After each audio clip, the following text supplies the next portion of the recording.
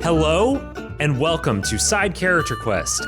This episode is going to be a little bit different from how things usually go.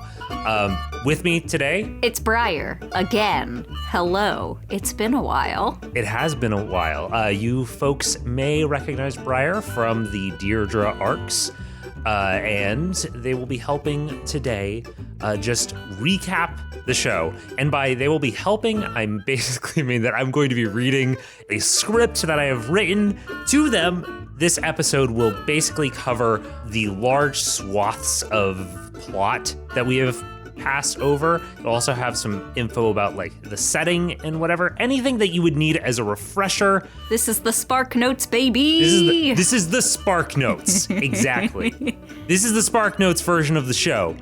You can use this however you want. If you need a refresher of the show because you've listened to all this stuff, great. If you've been skipping around, but now you want to listen to an arc that comes later and you want to make sure that you're not missing any important information, this is for you too. Now, are we going to miss some of the fan favorite characters? Probably. Are you going to miss like all of the shipping opportunities that were available in the past arcs? Probably. You're not going to know how people relate to one another, but you'll know the important stuff to just be able to follow what is going on. The funny thing is, this is exactly what my podcast is for, but for comics. Yes, if you haven't listened to Capes and Japes, give it a listen. It's a good show. I was listening to their episode about the Atom today, but that's neither here nor there. Let's go ahead and get into the show, and let's start with just going over the setting. Sound good? Yes. Okay.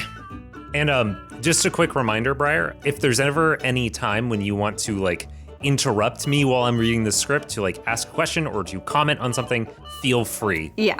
That is what you're here for. So, setting. Side Character Quest takes place in a land that is surrounded by a massive circular wall. Circular. And when I'm talking massive, I mean like skyscraper tall. This is not like a 20-foot castle wall. This is insanely large. I've always imagined the Hoover Dam. That is a good... But like all the way. All the way. That is a pretty good idea. I've never been to the Hoover Dam, but I remember looking up stats at one point and being like, wow, that's a lot bigger than I thought. That is what the wall is like. Tall. Very tall. No one knows where it came from, and in fact, no one knows basically any of this world's history prior to an event called the Loss, capital L, that happened a few hundred years ago. So you've got arcane techniques, religion, government, all of it disappeared in basically one fell swoop. Since then, things have been mostly okay. There's a handful of notable exceptions, but generally the world is peaceful. Okay. Good place to have a quest. Yeah, good place for a quest. And not really. There's not a lot of danger going on. But that's why this is about side characters. They aren't always going on those big epic journeys. But you have quest in your title, Ty. I do. Side quest. It could have been side character jaunt. Side character quest. Side character to-do list. Side character go to the grocery store. As far as like the general feel of the place, the climate, flora, fauna are all based roughly on what you might see in the southeastern region of North America. So you're gonna have lots of pine trees, lots of deer, that sort of stuff, gopher tortoises, whatever. You have a couple of mountain ranges to the north, a river that cuts from east to west, a sea in the southwest, and plenty of plains, forests, and swamps. As for notable locations, the two most notable cities are going to be Cirque and Mount Rena, and they're joined together by the fact that both cities own a sending stone, which is the only method of instant communication in this world. Mount Rena is located in the largest of the two mountain ranges, and it is primarily home to dwarves, but you'll occasionally see other peoples there. The other city, Cirque, is also known as the City on the Circle, named so because it was built adjacent to a prehistoric circular domed structure. Not the wall, not the circular wall around everything, but something smaller. A different wall that has a roof. Walls come in many sizes. That's the most important. That's the lesson. That's the theme, the main theme of this show. That's why it's called Side. It's from the siding. Cirque is, unlike Mount Rena, Cirque is a very diverse city, populated mostly, but not exclusively, by humans, goblins, halflings, and gnomes. Cirque is also home to Congress Monastery, an organization dedicated to discovering and worshiping gods that were forgotten during the loss. Or so it claims. Some players think that there is like some nefarious stuff going on, but I'll never tell. Never? I'll probably tell at some point. Now that we've got the groundwork out of the way, let's get on to the plot of the show. I'm going to go from roughly chronological order through each of the arcs. Chronological in universe or chronological airing? In universe, roughly. Yes. Although they've generally been in the same order, not always, but generally they've been in the same order. There's a few exceptions to that. Our adventures begin with Sir Roderick of South Bend going to look for a child that went missing in the Pines. Although he fails to return the child to her family, Sir Roderick discovers a secret underground civilization of undead, beings that behave human but are nothing but skeletons. Around the same time that Sir Roderick meets his fate, the magic-touched amnesiac named Silas finds herself in Flughaven. The lonely swamp town has just discovered a sending stone, which you may recall from the setting talk earlier, which is an opportunity that the local entrepreneur and artificer Goblin Godfrey intends to milk for all it's worth. Unfortunately for Silas and Godfrey, a strange beast lurks in the swamp, and when it attacks, Silas strikes a bargain that grants her and her friend Clara safe passage to Cirque, but leaves Flughaven to fend for itself. A month or so later, we meet Deirdre and Father Crayon, hunters of corrupted beasts who operate the cathedral at the crossroads in a vast barren waste. After Deirdre helps an old friend, we see that Deirdre's story has taken place outside the massive wall that contains the rest of the story's settings. That was a little awkwardly phrased, but you get the idea. It's outside. Around the same time, we meet Guildmaster Alton, a beloved locksmith working in Cirque by day and stealing magical trinkets by night. Hosalda, head of some sort of shady criminal organization, blackmails Alton into stealing something from Congress Monastery. When Alton does this, he accidentally discovers that the monastery has hidden an entrance into a massive underground city populated entirely by living skeletons. Alton hides his information from Hosalda, but then continues working for her for a few months as he plans his escape. Soon after this, we meet Lore of the Pine, a reclusive and curmudgeonly druid that has forsaken his home, Mount Rena, in favor of a life far to the south and far from pesky people. Unfortunately for Lore, his old friend Fish comes to visit, and apparently strange weather patterns... Apparently, Briar just held up a dice that they have, which has a goldfish in it. Apparently, strange weather patterns and even stranger corrupted beasts have been turning Mount Rena into a dangerous, deadly place, and Fish needs Lore's help to set things right. Eventually, Lore discovers that a spirit named the Bargainer has possessed someone and was using them to play with the druidic magic of Mount Rena, creating those corrupted beasts and warping the normal weather patterns of the mountains. Normal evil shit. Normal evil shit. Maybe there's more to it. Maybe there wasn't. You'll just have to wait and find out. Who knows? Who knows? I mean, it seems like pretty typical villain stuff. Speaking of general evil villain shit, there are strange things happening throughout the world. Glassmaster Quail discovers a hive of magical insects in some abandoned mines.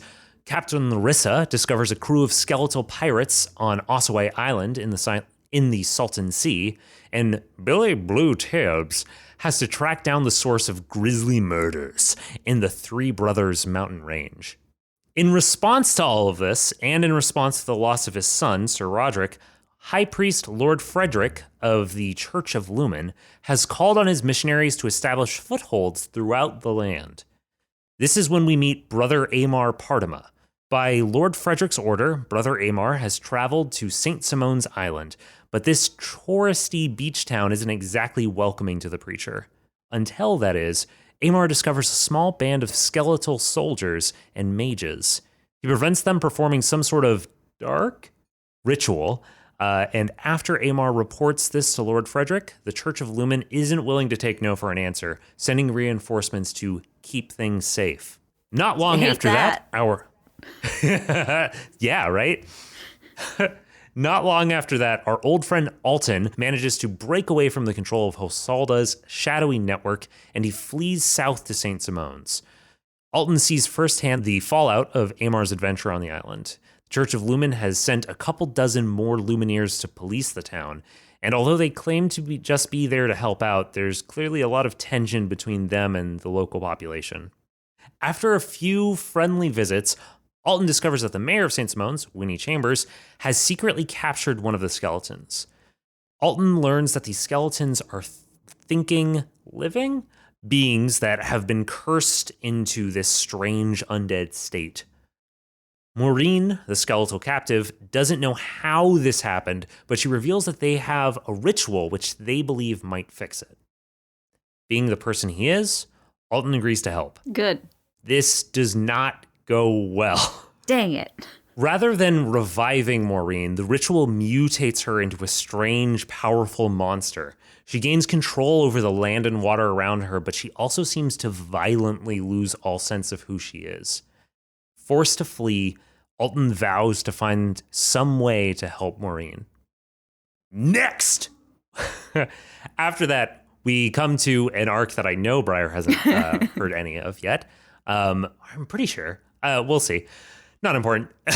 After that, we meet Leslie. After honing her skills working for one of Cirque's privately owned libraries, she applies for a grant to start a public library of her own.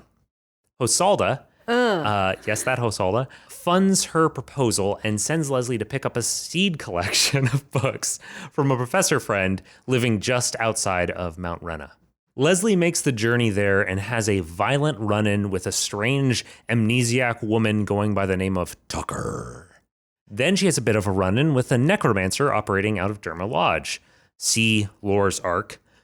Tucker and Leslie put Durham in his place, and after that, rather than leaving to start her library, Leslie decides to help Tucker find her way back home, back outside of the wall. Yeah. And speaking of back outside the wall, what's been happening with Deirdre? Who knows? After Father Crayon falls ill, he sends Deirdre to get help from an old friend by the name of Sage Orion. She makes her way south across the soft grounds into Orion's fortress home, only to discover that this illusionist wizard has been trapping corrupted beasts and experimenting on them. These are the same corrupted beasts that Deirdre and Father Crayon have been devoting their life to destroying. Putting them out of their misery. Yeah. Deirdre realizes that Orion can't help Father Crayon, so she puts an end to his cruel deeds and returns home. I skipped some stuff. You can tell. Yes. Yeah. Skipped some spicy stuff. Some spicy stuff. And that, everyone, brings us to the most recent arc. Here is the story of H.D. Talbotton, which begins with him giving a very well-attended poetry reading in Cirque. It's very successful. He's very happy with how it goes. After that, he meets with the head of Congress Monastery, Father Pard, and Tal is tasked with traveling to Flughaven to find out what happened to the sending stone they found and discover why the whole town just sort of fell off the map. Tal travels down to Flughaven alongside the mercenary Blue, only to discover that it has been overrun by monsters. Eventually, they track the sending stone to a fortress being held by animated skeletons who are using it for some sort of experiments. Whatever it is, it's bad. Tal learns a lot about their history, and at great cost to his team, Tal defeats both them and the beast that Silas had failed to stop all of those months ago. And that brings us to today. And I don't have anything else written in my script because we've recapped everything. Woohoo! Right. I dropped one of my die earlier, and I do kind of want to see what it rolled. Do it. Was it a D20? Yeah. It's an 18! That's a pretty good roll. We did a pretty good job here. A pretty good roll. That's a pretty good roll. Now I have 2 D20. Rad. Advantage. I got a 5 and a 12. That's not They can very go away. good. Yeah, they can go away. It only wanted to roll well on the floor, apparently. That's fair, I guess. All right. I think we've pretty much covered everything. Do you think there's anything at this point that I didn't touch on, or are there any obvious oversights that we should hit? Not that I could tell, but it has been a while since I've listened to, honestly, any podcast. Yeah, that is perfectly fair, and that's who this recap is for. It's for people that haven't had a chance to listen in a while and want to get a reminder of what's going on. So, you're the perfect audience. Yeah. Because you're also the same as this audience that we're going to be making this for. Perfect. Okay, no reason to make this go on any longer than it has already. Thank you for joining me today, Briar, and thank you, audience members, for hopefully you enjoyed this, or at least found it useful. In a couple weeks, we are going to start up with another arc, and until then, how about we go ahead and pitter-patter on out of here? Oh. Briar already hit stop. All right, see you guys.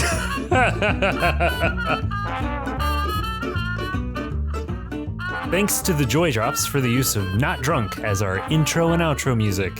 Find them at thejordrops.com. You can find us at sidecharacterquest.com, at SCQ Podcast on Twitter, or by email at sidecharacterquest@gmail.com. The Scavengers Network. Creator-driven, community-focused, treasured content.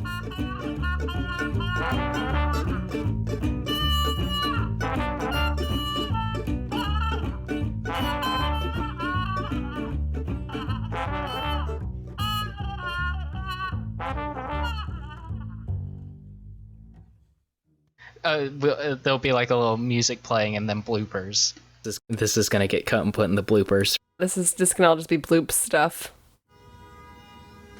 Somebody laying on the horn outside. Sounded oddly musical from this side. Yeah, I have what's it called?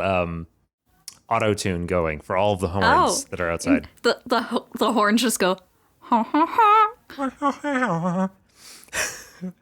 Wow, what musical auto horns you have. Auto-tune-mobile. There's something there. There's something.